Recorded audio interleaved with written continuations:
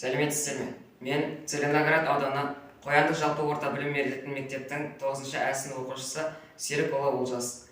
Ғылыми жобамның тақырыбы кір сабынның бетті керуінің ласты кетіру қабілетіне әсері.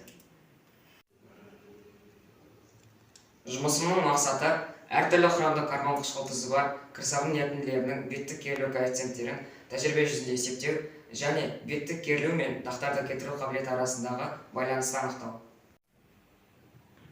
Зерттеу нысаны сабын ерітінділерінің бетті керілу коэффициенттері түрлі дақтарды кетіруге әсері. Актуалдығы қарапайым жуғыш заттардың қабілеттерінің маңыздылығын айқындау. Кір сабынның кереметіне тоқталып өтсек. Қазіргі таңда тазартқыш заттардың сан алуан болғанымен, кейде үйреншікті кір сабынның көмегіне жүгінуге тура келеді.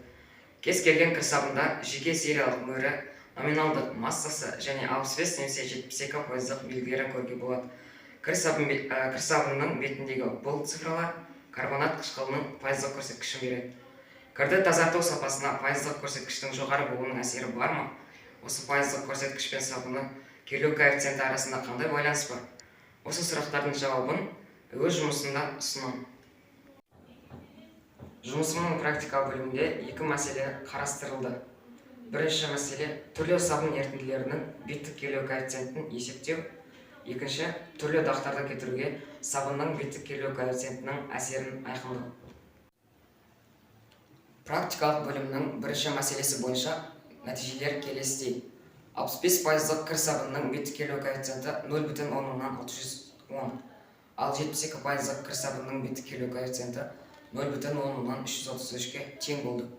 Алынған нәтижелер бойынша 72% карбон қышқылтызы бар кір сабын ерітіндісі ең аз беттік керілу коэффициентін көрсетеді.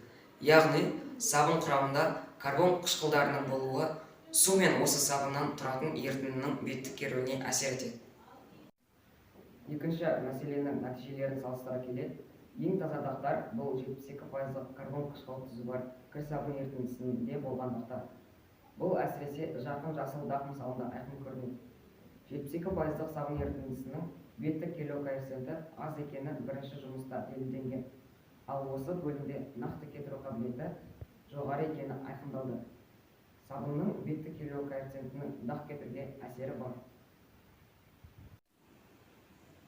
Жұмысымды қорытындылай келе, кірді тазарту сапасына жуғыш заттың бағасы мен оның жарнамасы емес, жуғыш заттың беттік керілу шамасының әсері бар екені айқындалды. Назарларыңызға рахмет.